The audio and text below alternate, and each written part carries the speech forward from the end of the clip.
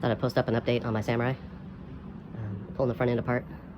I've been having problems with the front lock right. When I get it out and pull it apart, I'll show why. It's not really the lock right's fault. But anyway, I've been tired of the lock right. Anyway, I'd like to switch to selectable lockers. And the timing actually worked out really well. This last trip, it began popping and skipping real bad again. And about the same time, I got a message from Tony from Zepka Customs. He's the US distributor for TRE 4x4 parts. They sell air and electric operated lockers for tons of different vehicles. But he offered to sponsor me and supplied me with one of their E-Lockers. So I'm gonna put this in the front. Super simple, so I'm really excited about. I mean, literally, you supply it power and ground, it locks. It just uses an electromagnet, which is this top section.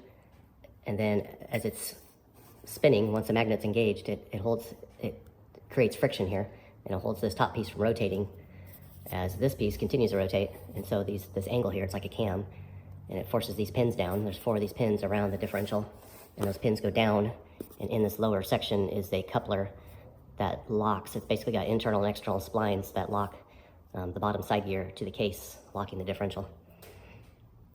Very simple, seems pretty foolproof.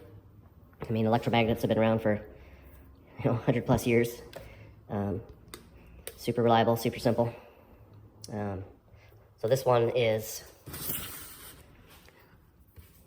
this part number here, the TE204. It's actually a sidekick rear, early version with the 10 ring gear bolts, which is what I've got in the front of my front axle, my front hybrid axle.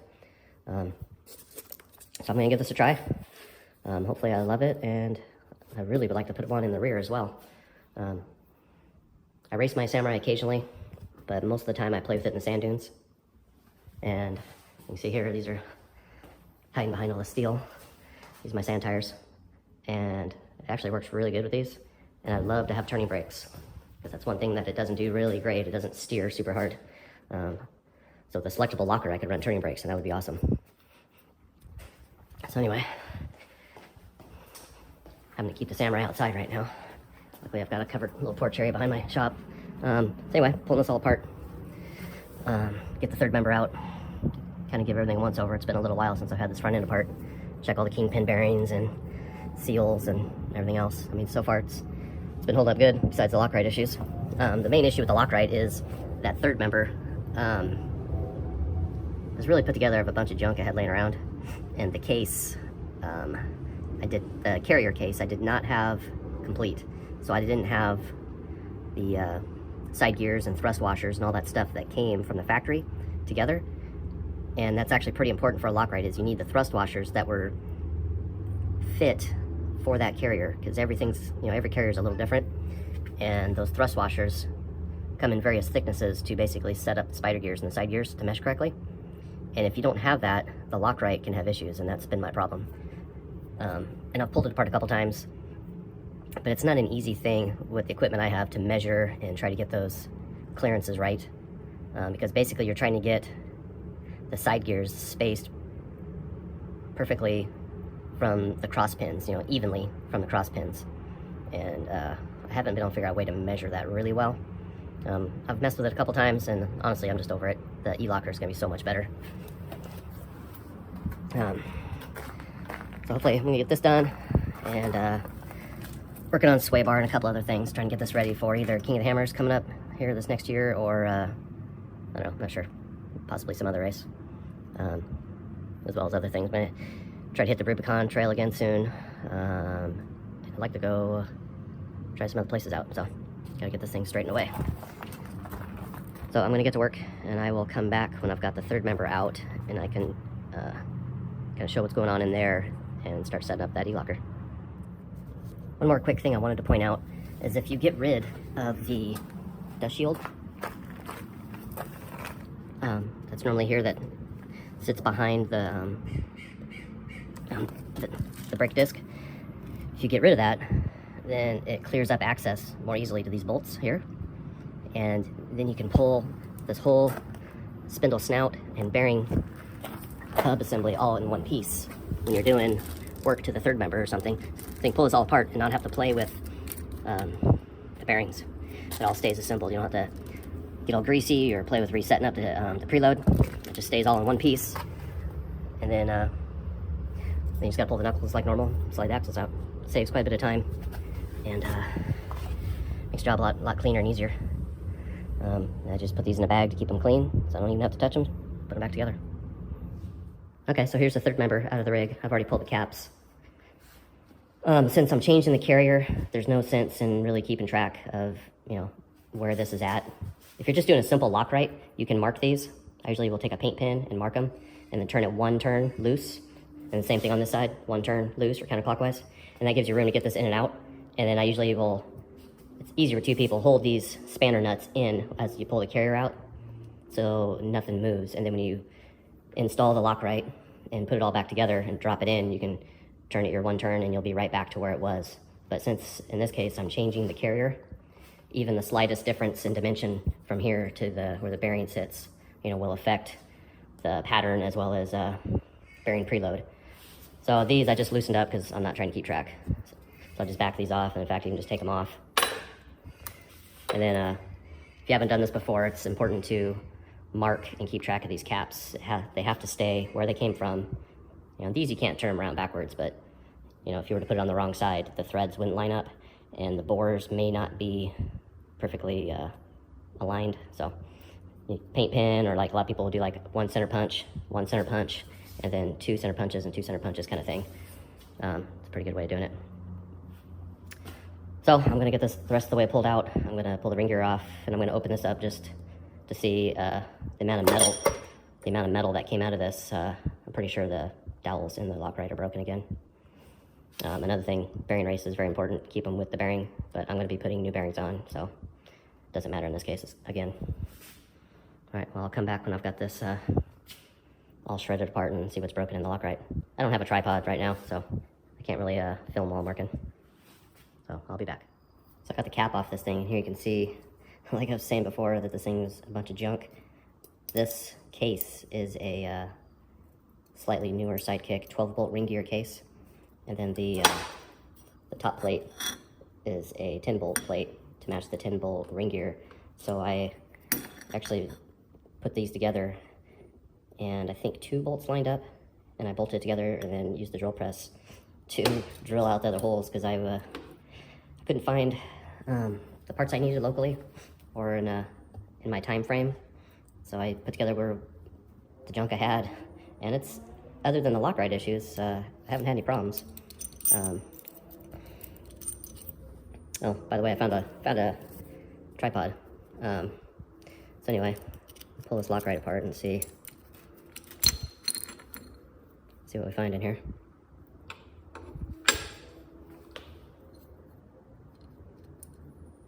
Actually, none of the pins look broken.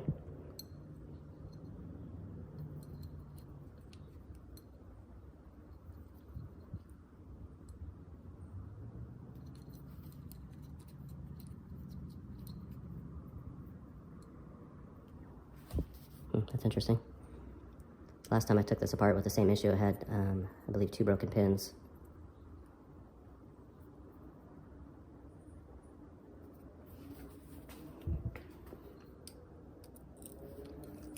Sometimes the springs can also get smashed. And maybe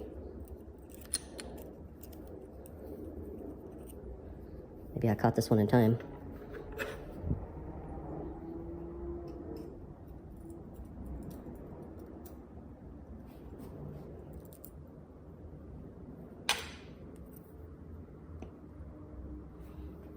Okay, it does have, so these have nesting springs, one inside the other. One of them, this spring is mangled. This is kind of a terrible design on the lock rights. I think the Spartans are actually better. But the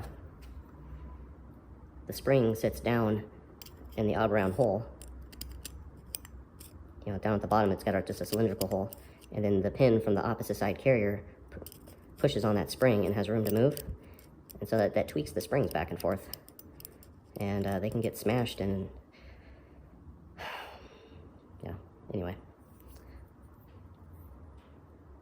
everything still looks fine. It's reusable. You can buy spring and pin kits, and I have a bunch of them. When I buy them, I usually get a couple at a time. But all this nonsense is definitely gonna go away and be nice having this guy instead. I'm just tired of playing with these Lockrights. The one nice thing about the Lockrights is once you're up in a trail, you just don't have to think about them. They're always on, you know, they're always working, and you know, I've never had any problems with, you know, not being able to steer, or a lot of these kind of wives' tales you hear about front lockers. If you have good power steering and Lockright is functioning to where it unlocks the outside wheel in the corner, like, you can steer fine. I've had this thing in the rocks, I've had it on dirt, you know, sand, obviously. The only place I haven't had it really is in the snow. I tried last winter, but I just ran out of time. I was trying to build a back window and try to come up with some kind of defrost. So that's a project for this upcoming winter. So anyway, I'm gonna package all this stuff up because I don't need it anymore, and then I'm gonna get the ring gear cleaned up, get that all cleaned up, and get the holes clean of any old Loctite, get it all degreased, and inspect it real well, make sure there's no chips or anything damage on the gears from the metal that came out. It wasn't a ton of metal, but enough to kind of raise some concerns, but we give that a real good inspection. And then next, I believe there's a snap ring I have to pull off, get this magnet off for the ring gear to be bolted on. So I'm gonna check that out. I have to download the instructions, I haven't done that yet. So I'll come back and let you know what you gotta do. Okay, so yeah, there's this cool spiral style snap ring. You pop out of there, and then the whole magnet assembly comes off. So this is the electromagnet. And then it's, with this off, you can kind of get a better idea how this thing works. So as the magnet energizes and creates some drag on that surface, as the carrier, you know, this piece engages with the carrier, so it does not, you know, rotate freely. It rotates with the carrier. So these just wedge apart. And as they do that, they push down on those pins, and then down inside is the coupler that engages with which would be in the bottom side gear, the way this is sitting. So it's got an internal and external spline, more or less, and it locks that side gear to the carrier case. And if one gear can't rotate, in effect, none of them can rotate, and it becomes solid inside. So I'm gonna get everything all cleaned up and get the ring gear installed. Be right back. So real quick, one thing I'm looking at, it's hard to tell, but this surface has been surface ground on some sort of rotary fixture, not just spun on a lathe. And it is super smooth and nice. I mean, I know this is an old beat up case, and 25 years old, but I mean, this was just turned on a lathe, it looks like. I'm sure, you know, to high standards, but this thing, I've rubbed my hands all over everything, every surface, and there aren't any ugly burrs or any sloppy machining. I know I've talked to several people that have these, and they've had great luck with them. I haven't heard anybody that's broken one or had any problems whatsoever. And still, just to, you know, it's not an ARB, it's not a Detroit or something, but it is, in my opinion, just as nice as anything else I've ever installed.